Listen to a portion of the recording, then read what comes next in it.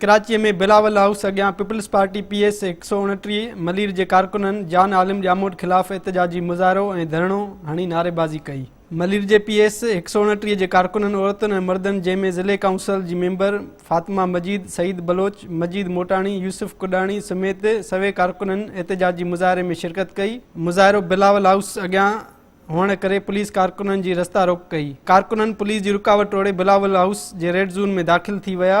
हुननि चयो त सीनियर कारकुननि खे नज़रअंदाज करे लोटनि खे पार्टीअ जूं ज़िम्मेवारियूं ॾिनियूं पई वञनि। जेकॾहिं जान आलम जामोद खे PS 129 जो सदर कयो वियो त पार्टीअ खे ईंदड़ इलेक्शन में ॾुखियाईनि खे मुंहुं ॾियणो पवंदो। जो लोटन के जो PS 129 ते सदर मुक़रर न कयो वञे, कंहिं बि GIL के मुक़रर कयो वञे ताकि जे कारकुननि जी हक़ तलफ़िया न थिए। ईअं थींदो आहे त जेके असां ईअं ॿुधो जामोद बिरादरी में कंहिंखे ॾींदा था उहो हमेशह उन लोटनि जो किरदारु कॾहिं काफ में, कॾहिं नून में, कॾहिं कंहिं में।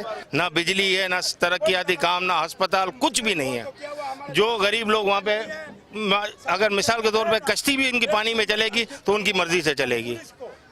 बेजार आके ये अवाम आज बाहर आई है कि आइंदा हुकूमत बने इनको इसमें शामिल ना किया जाए। ना हमारा पानी का मसला हो रहा है, ना बिजली का मसला हो रहा है, ना गलियों का मसला हो रहा है। अभी जान आलम जामोद के लोग टिकट दे रहे हैं जो कभी काफ लीग में जाता है, कभी नून लीग में, कभी PTI में और अभी ये पीपल्स पार्टी में आ रहा है और इनकी कुली बदमाशी चल रही है। माई गिरोह के साथ बदमाशी कर रहे हैं। असांखे पानी खपे, लोटो नथो खपे। असांखे सब कुछ असां ट्राए, असांखे लोटो अजीब न खण सुणायो।